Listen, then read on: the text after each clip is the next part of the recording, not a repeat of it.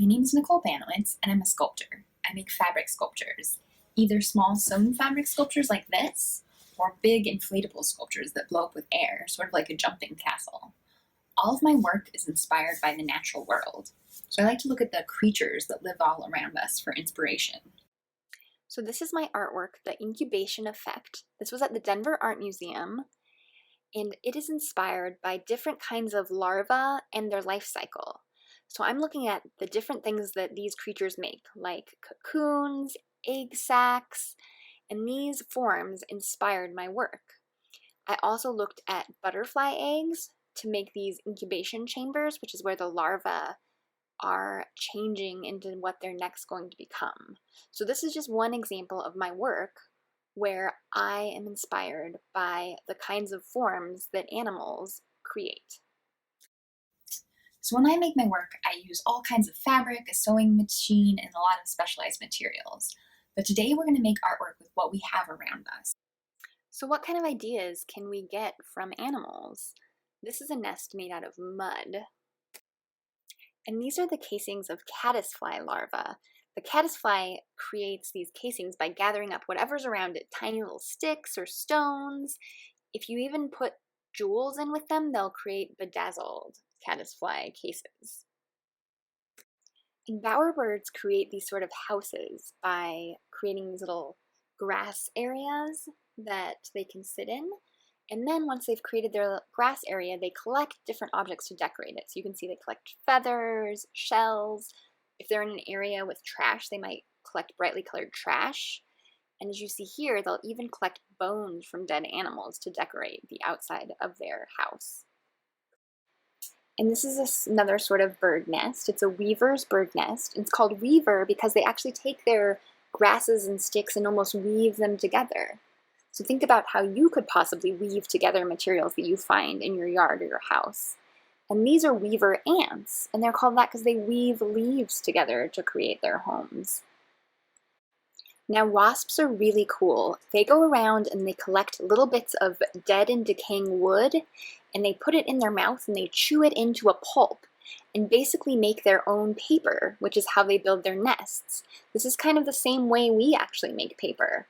So I'm not going to expect you to chew anything up and spit it out, but maybe you could find different materials and get them wet, and using the water you could shape them, similar to how the wasps build their paper wasp nests.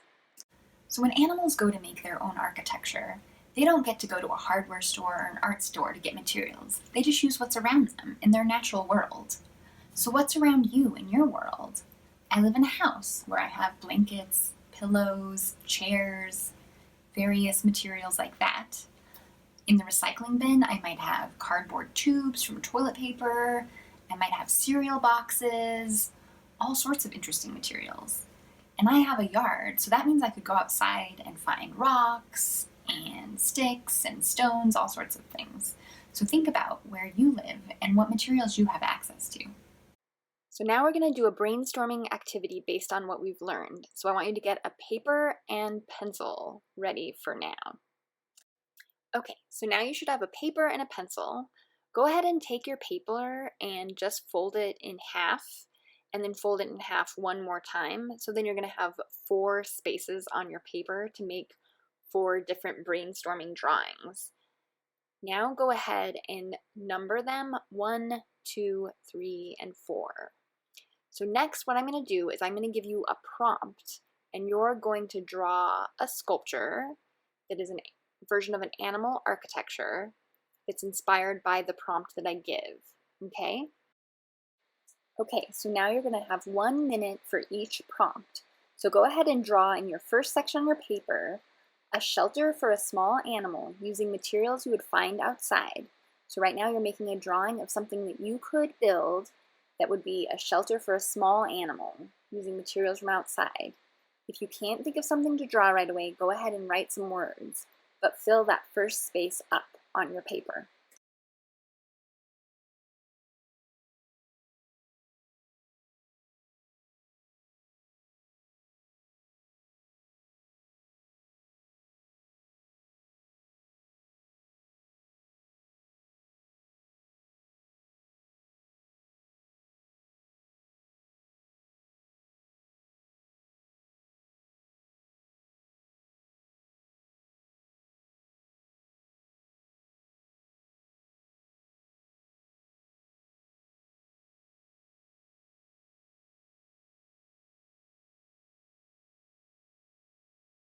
Okay, so you should be just about finishing your first drawing.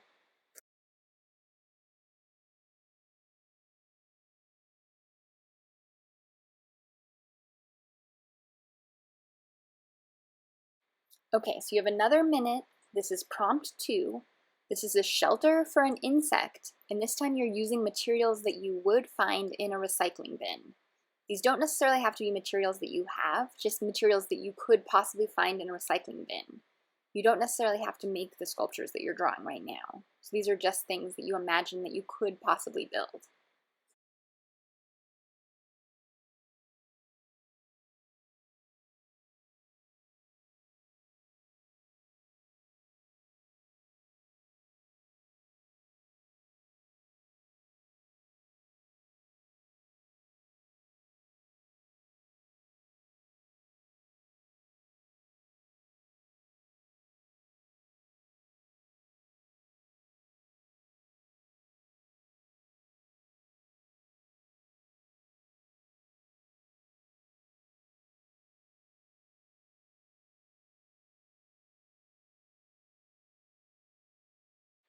Okay, so you've got about 10 seconds to finish up prompt number 2.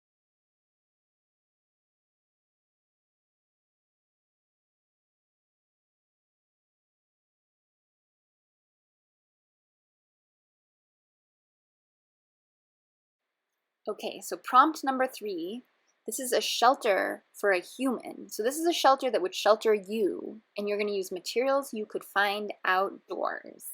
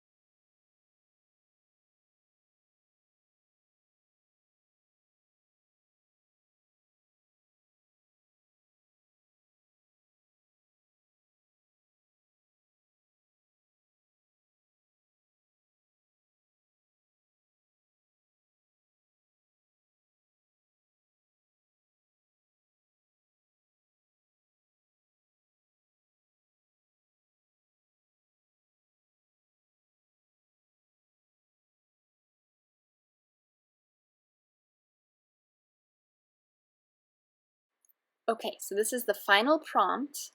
This is prompt 4, and this is a shelter for a human again. So again, this is a shelter for you, and it's using materials you would find in your bedroom. So this is sort of the blanket fort shelter version of a design you can make.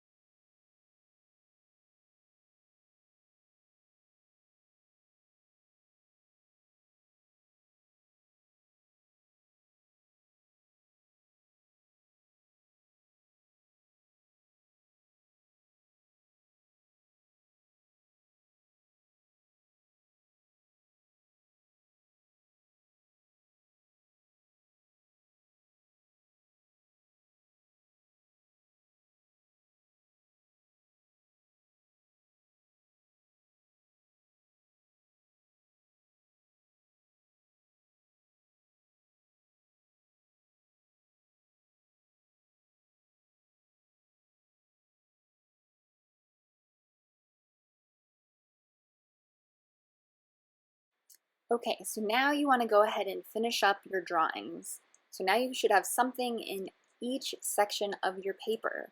Now, if you want to create one of these sculptures that you've drawn, that's great. But if you feel like none of these drawings are exactly what you want to create, that's fine as well. Now we're going to talk a little bit about what materials you might be able to collect either from your yard or from your recycling bin or in your bedroom.